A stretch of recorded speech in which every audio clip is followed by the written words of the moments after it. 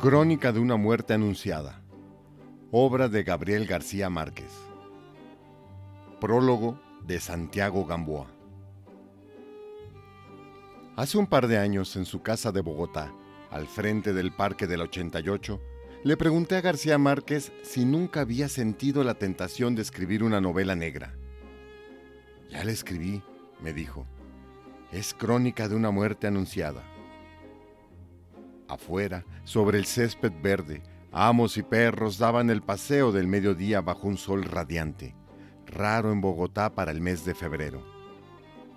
Lo que sucede es que yo no quise que el lector empezara por el final para ver si se cometía el crimen o no, continuó diciendo. Así que decidí ponerlo en la frase inicial del libro. Era la primera vez que veía a García Márquez. Yo había aprendido a amar la literatura por haber leído, entre otras cosas, sus novelas. Estaba muy emocionado escuchándolo.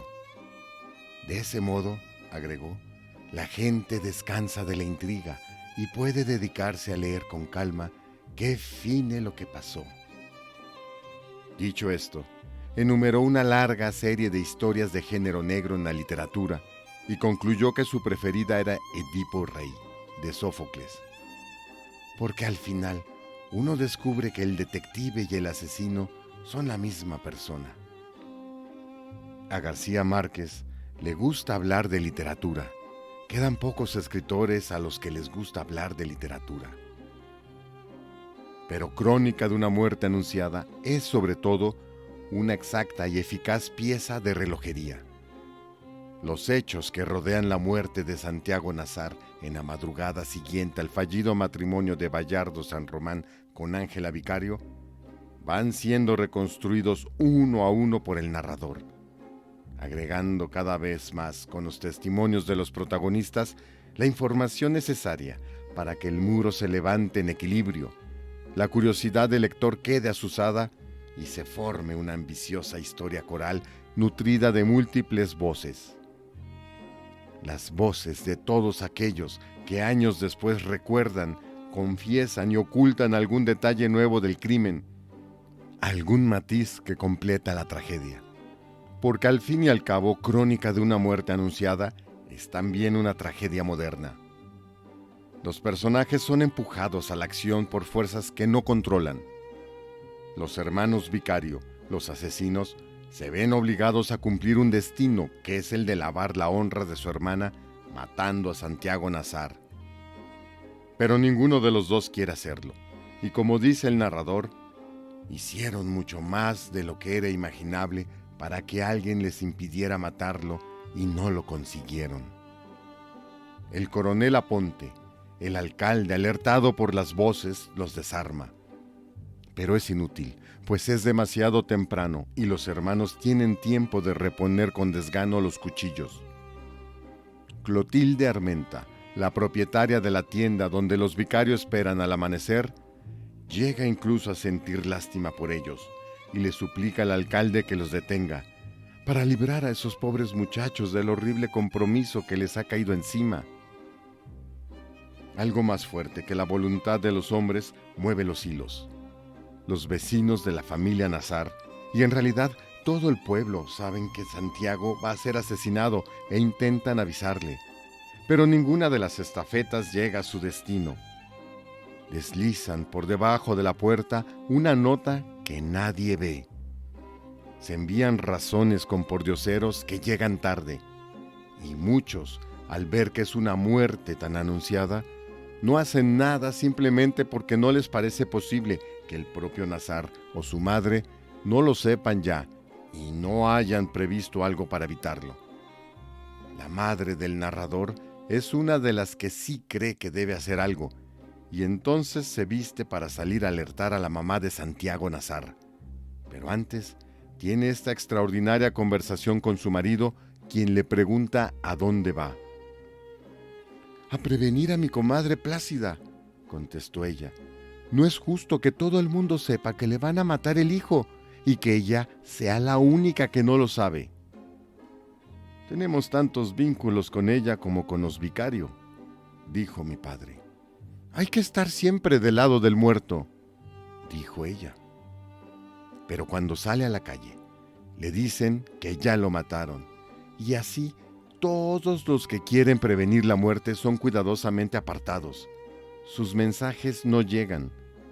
En realidad, el único en todo el pueblo que no sabe del crimen es la propia víctima, perdido entre otras cosas por el cambio en los hábitos diarios que supone, muy de mañana, la visita de un obispo que ni siquiera puso el pie en el puerto y que los bendijo desde el barco, alejándose entre resoplidos de vapor.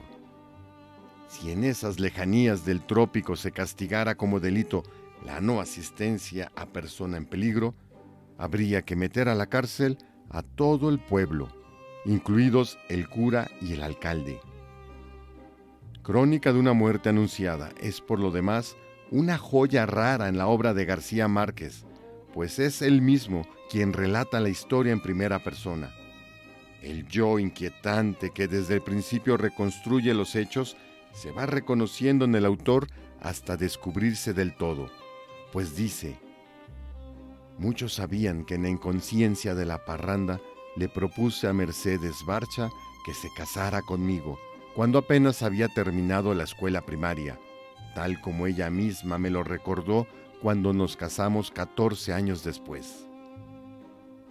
Mercedes Barcha es la Gaba, así le dicen sus más íntimos amigos. De este modo, el título del libro se acaba de llenar de sentido. No solo es una muerte anunciada, sino que además se trata de una crónica en el mejor estilo periodístico. García Márquez, el cronista, cita las fuentes de cada información precisando el origen, sin que nada quede al azar de la imaginación. Y es aquí en donde el libro adquiere su máxima precisión de relojería suiza. Las fronteras de la crónica periodística y de la literatura se disuelven y ningún dato queda suelto. Nada de lo narrado aparece sin una previa justificación.